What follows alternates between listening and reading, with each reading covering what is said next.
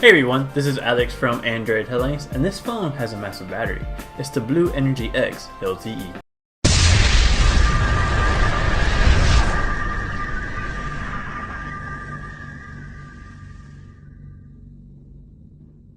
The BLU Energy X LTE is the latest phone from BLU in their Energy line, which consists of phones with huge batteries.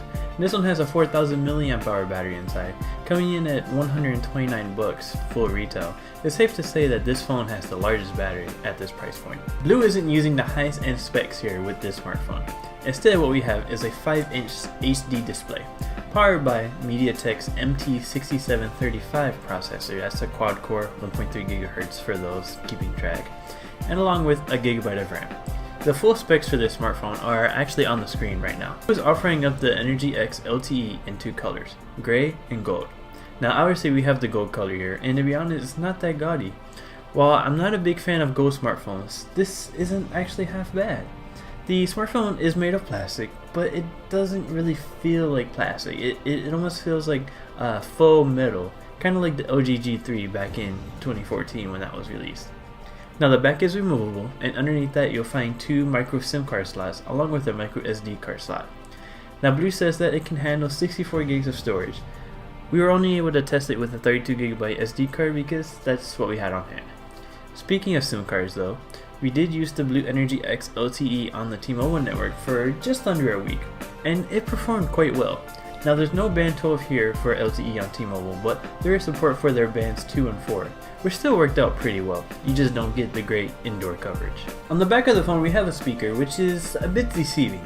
See, if you pop off the back of the phone, you'll see that the speaker is actually smaller than what the back of the phone would lead you to believe. But that doesn't mean that it's a bad speaker. The speaker is actually quite good, as long as you don't put it on a table while you're watching a video or listening to music. There are a couple nipples on the back that are in the speaker area, which allow the phone to be raised a bit from the table when you're sitting it down. So it's not as muffled as it normally would be, but it's still not perfect. And we're looking at micro USB for connectivity here, and the port is on the bottom as you'd expect. The 3.5mm headphone jack is up top, and the volume rocker along with the power button are on the right hand side. Now the buttons are a bit high up on the side, but because it is just a 5-inch device, it still is pretty comfortable to use. Now the 720p display here on the Energy X LTE isn't perfect. In a world of Quad HD and 1080p displays, that's not a big surprise. It's important to remember that this phone's price is just $129, so you shouldn't expect anything higher than 720p display in this day and age. In some instances, you can see the individual pixels on the display, but that is very rare. This panel does get quite bright in the outdoors, making it great for using it in direct sunlight. It can also get pretty dim at night, so you're not blinded when you're using the phone in the middle of the night. Battery life on the Energy X LTE is outstanding. As I stated before, we've been using this for about a week and only need to charge it twice. Now that's pretty insane when you think about it. I was able to get at least 7 hours on screen time both times in both charging cycles, and could definitely squeeze out a bit more if we really pushed it. The Energy X LTE can definitely get you through 3 to 4 days at least, but that all depends on how you're using the phone and what apps you're using and so forth. Well, battery life is stellar, performance unfortunately is not. Under the hood we have a MT6735 processor from MediaTek, which is on the same level as Qualcomm's Snapdragon 615, so it's really not a bad processor by any stretch of the imagination. But when paired with just a gigabyte of RAM, it leaves quite a bit to be desired. Performance was alright, as long as you had plenty of RAM available, but once you open a few applications, you'll start to see the phone get pretty slow. It's a shame really, as there are other smartphones in this price range that have enough RAM, or more RAM I should say. Gameplay was pretty decent. Again, this isn't a high-end device, so we didn't expect a whole lot from playing games on this phone, but we were able to play Marvel's Avengers Alliance 2 without much of a problem, and it is a pretty intensive game.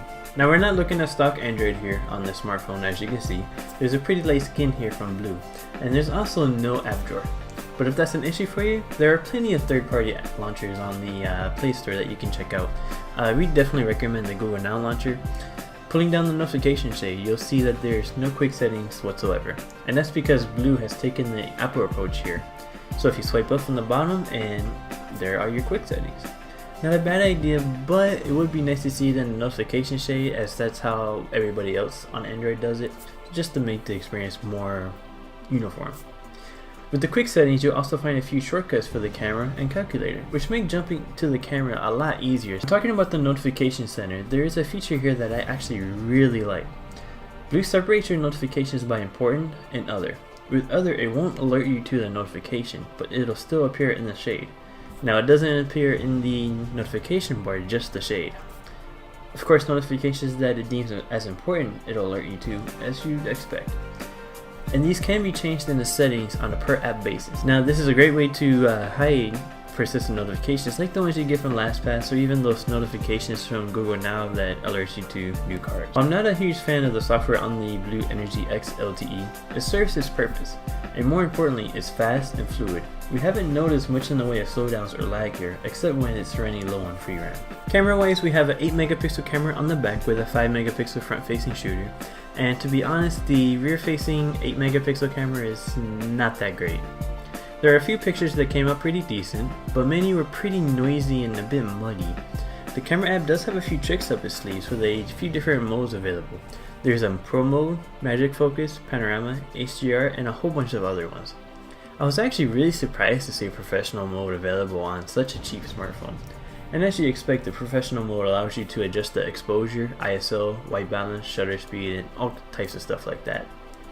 You can see a few images up from the camera on the display right now, and they're not that great. These are images straight from the camera, no processing in Snapseed, Lightroom, or anything like that. The BLU Energy X LTE is available right now over on Amazon for $129, as we stated before. Now remember, this is the full retail price, so you're not signing a contract, you're not getting hit with any other, hidden fees or anything like that. And for $129, it's actually hard to go wrong with this one. Now there are some issues with performance, camera, like we've already said in this review. But if you look at other smartphones that are at $129 with Android 5.0 with this large battery, which actually no other phone in this price range has that size battery, you'll see that the issues with camera and performance are par of the course for these kind of smartphones.